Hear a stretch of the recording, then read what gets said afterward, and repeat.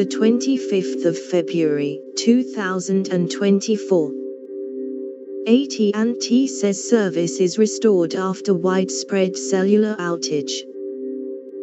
White House officials said the incident was under investigation, but it did not appear to be a cyberattack. Verizon and T-Mobile said their networks were operating normally.